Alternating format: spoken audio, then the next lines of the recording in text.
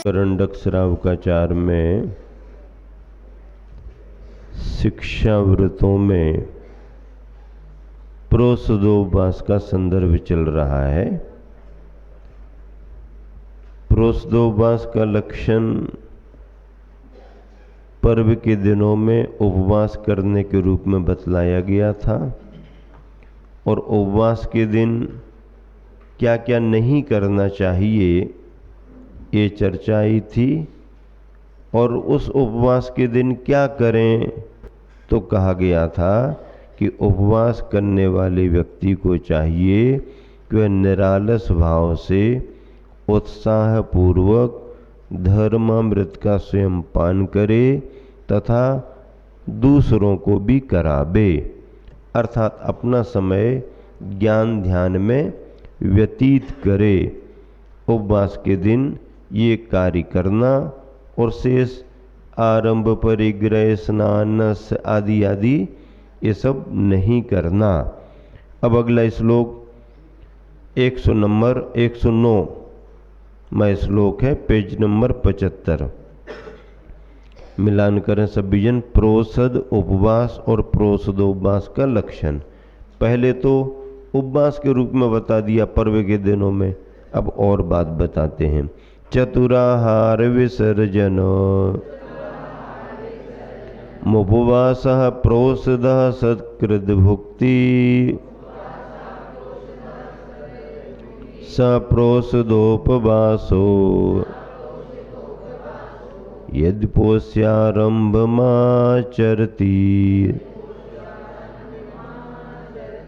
चतुराहार विसर्जनम, चारों प्रकार के आहारों का त्याग करना। कितने प्रकार के आहारों का? चारों प्रकार के आहारों का त्याग करना।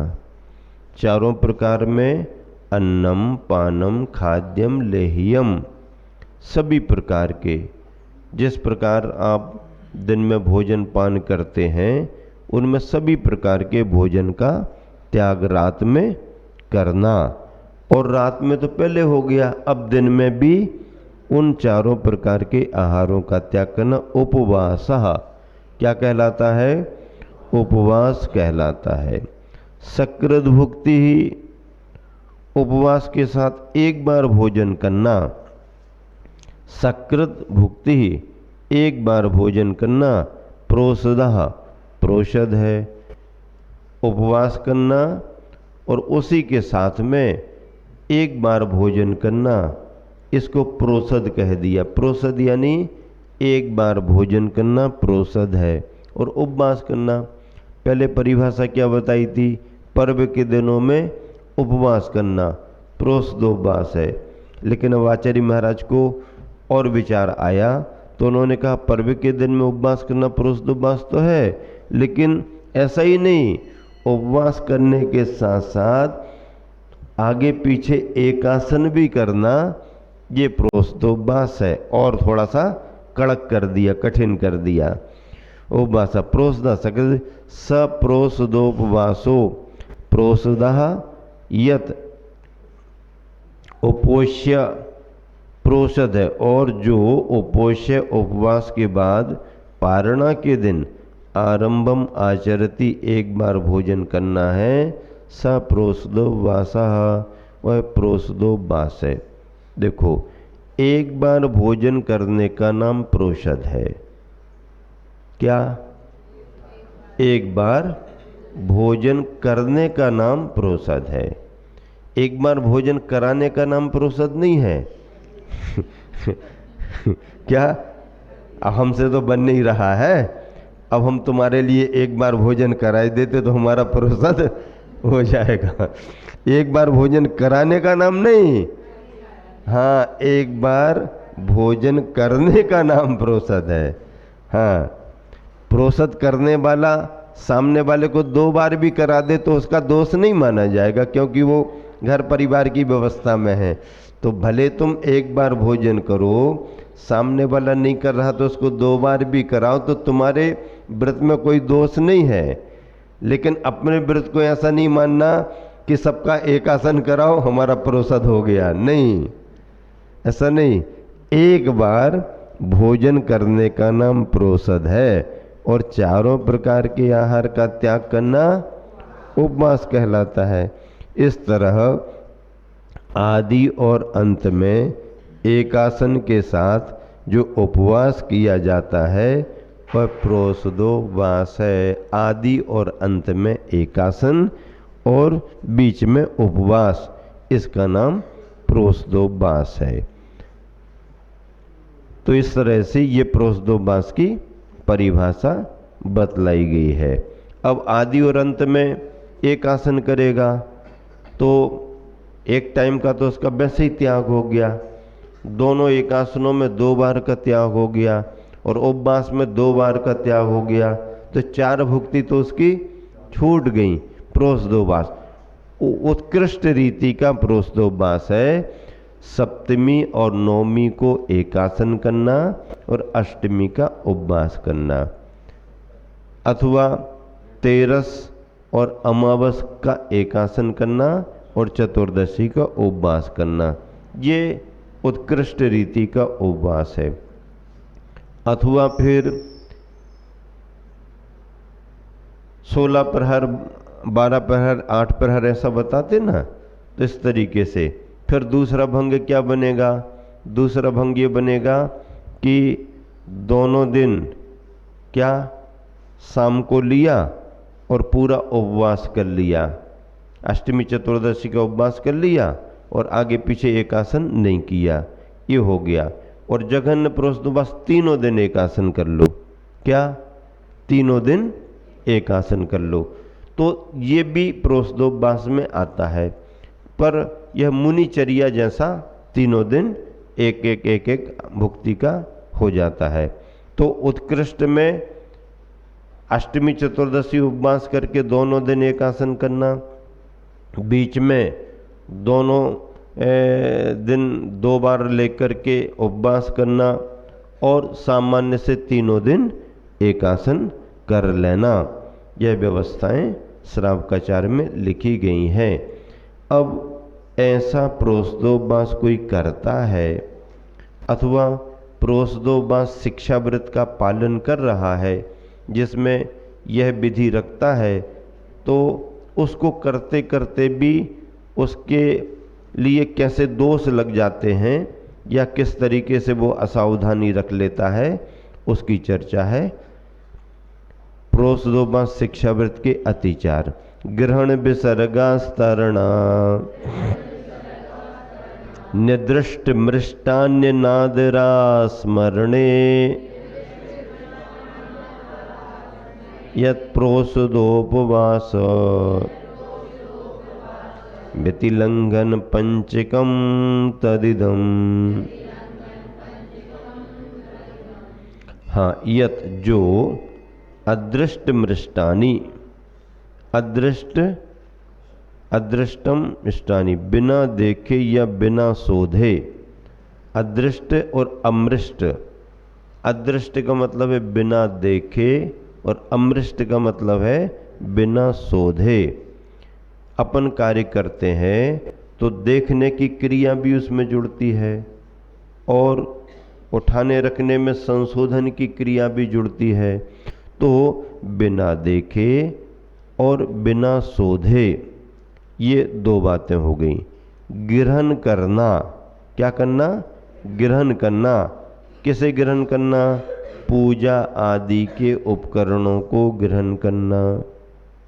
मंदिर जाना है, प्रोषदोपवास व्रत किया है, पहले एकासन था फिर उपवास हो गया और आज भोजन तो करना है लेकिन पहले जाकर के पूजन करनी है। अब थकान तो है ही, मौसम वैसे ही गर्म है स्वास्थ्य अनुकूल भी नहीं है, उतने पर ही सुबह सुबह से किसी ने छेड़छाड़ दिया, चिड़चिड़ा कर दिया, अब क्या करे। तो ऐसे समय अब तैयार हो रहा है तो जल्दबाजी में, अस्थिरता में क्या करेगा? बिना देखे चावल निकाले, देखे ही नहीं है, सामान उठाया, शोधन ही नहीं किया, तो बिना देखे बिना सोधे, ग्रहण करना, उठा करके रख लेना, अथवा नहाने के लिए जा रहा है, थका हुआ है, आदि आदि, तो उस स्थान पर बिना नज़र डाले, बिना देखे, उजाला ही नहीं किया, लाइट ही नहीं जलाई। अब लाइट ही नहीं जलाई तो तुम्हें क्या दिखेगा वहाँ पर? कीड़े मकोड़े, बड़े बड़े हों तो समझ में आ जाए तुमको, अब छोटे मोटे थोड़ी समझ में आएंगे। कांटे आटे पर पैर पड़ जाए तो समझ में आ जाता कुछ पड़ा हुआ है, कंकर लग जाए, कांच लग जाए, कांटा लग जाए, लकड़ी चुभ जाए तो आपको समझ में आ जाता कि रास्ते में कुछ पड़ा है। और कीड़े मकोड़ों पर पैर पड़ जाए तो आपको पता पड़ता क्या? नहीं पता पड़ पाता है। तो ऐसे जहाँ पर उजाला नहीं है, जहाँ पर हमारी नज़र नहीं जा पा रही है, अंधेरा है, घना है, कोई ऐसा सामान रखा है कि वहाँ दिख ही नहीं रहा, हाथ डाल करके निकाल लिया। अब हाथ डाल करके निकाल लिया, चींटे कीड़े बैठे होंगे तो दब जाएंगे, और बिच्छू वगैरह बैठा होगा तो आपको पता पड़ जाएगा कि कुछ अंदर है क्या। हाँ, अगर वो बैठा होगा तो आपको पता पड़ जाएगा कि अंदर कुछ बैठा हुआ है, और बाकी कीड़े मकोड़े पता नहीं पड़ पाते। तो ये दोष माने गए हैं। विसर्ग, मलमूत्रादि को का क्षेपण करना बिना देखे बिना सोधे, और आस्तरणानी, संस्तर, बिस्तर, पाटा, चौकी आदि बिछाना रखना, ये अनादर, उत्साह का नहीं रखना, और स्मरण, अपनी कौन कौन सी क्रिया करना, आज कौन सी तिथि है, कौन सा कल्याणक है, कौन से भगवान की पूजा करना, आदि आदि भूल गया। ऐसा होता है, कई बार भूल जाता है। तो ये 5 प्रकार के दोष माने गए। कौन कौन से 5 प्रकार के? उपवास के बाद में जो दिन आता है, उपवास के दिवस बिना देखे या बिना सोधे किसी वस्तु का ग्रहण करना, वस्तु को ग्रहण किया एक बात, बिना देखे बिना सोधे मलमूत्रादि का क्षेपण करना, नहाना धोना, स्नान करना आदि, ये दूसरा दोष होगा। बिना देखे सोधे, बिना देखे बिना सोधे बिस्तर आदि, चटाई, पाटा, चौकी आदि बिछाना, रखना, उठाना आदि, ये हो गया तीसरे नंबर। उपवास में उत्साह का नहीं रखना, भावना तो बहुत है लेकिन अब अनुकूलता नहीं है तो उतनी रुचि नहीं, उतना उत्साह नहीं, फिर भी क्रिया तो कर ही रहा है। उत्साह नहीं रखने का मतलब दोष माना गया, और उस कार्य को, क्रिया को करना ही भूल जाना। ये 5 प्रोषदोपवास शिक्षावृत्त के अतिचार माने गए हैं। अब अगला श्लोक पढ़ते हैं। इन दोनों श्लोकों के पद्यानुवाद भी पढ़ लें। 109 और 110 पेज नंबर 115 पर है। असन पान का खाद्य लेह का पूर्ण त्याग उपवास रहा, एक बार ही भोजन करना प्रोसद उसका नाम रहा, तथा पारणा के दिन भोजन एक बार ही जो गहना, रहा प्रोसदा उपवासा व बार बार गुरु का कहना, देख भाल बिन सोदे बिन पूजन द्रव्यों को लेना, जहाँ कहीं भी दरी बिछाना मलमूत्रों को तज देना, तथा अनादर होना विस्मृति भी वह कभी कभी, दोष प्रोसदा उपवासा के हैं कहते हैं सुधी सभी। ये दोनों श्लोकों के जो भाव हैं उनका पद्यानुवाद भी गुरुवर आचार्य ने किया। प्रोसद का अर्थ यहाँ पर एक आसन बतलाया है, और पहले प्रोषद का अर्थ पर्व के दिनों में उपवास करना। प्रोषद यानी पर्व, ऐसे पर्व के दिनों में उपवास करना, प्रोषदोपवास, वो लक्षण बतलाया। अब यहाँ पर क्या बतला दिया कि उपवास तो करें ही करें, लेकिन आगे पीछे एक आसन भी करें। अब अगर ऐसा किसी ने किया तो कितना बड़ा त्याग हो गया। सप्तमी का उसने एक आसन किया, शाम का छोड़ दिया सब कुछ, और पूरी रात सप्तमी की उसकी निकल गई। अष्टमी का पूरा दिन उपवास का निकल गया, अष्टमी की भी रात निकल गई। और फिर नवमी जो आई उसकी तिथि, तो नवमी को भी अभी तो मंदिर पूजा पाठ करने जा रहा है, आकर के फिर तैयार करेगा, या तैयार किया हुआ भी उसे अगर उसके योग में पुण्य में है, अनुकूलताएं हैं पारिवारिक, तो उसको मिलेगा। लेकिन नवमी की तिथि में भी शाम को फिर वह नहीं करेगा। कितना लंबा क्रम हो गया उसका। और ये कहाँ पर शिक्षा मिल रही है? दूसरी प्रतिमा में, दूसरी प्रतिमा के व्रत पालन करने में ये शिक्षा मिल रही है। अब अगर इस तरह की उसने शिक्षा इसी प्रतिमा में ले ली घर में रह करके, तो जब वो गृह त्यागी बनेगा और एक बार भोजन करने की उसकी व्यवस्था रहेगी, तो उसके लिए तो अभ्यास रहेगा, क्योंकि यहाँ तो बीच में उसने उपवास भी कर लिया।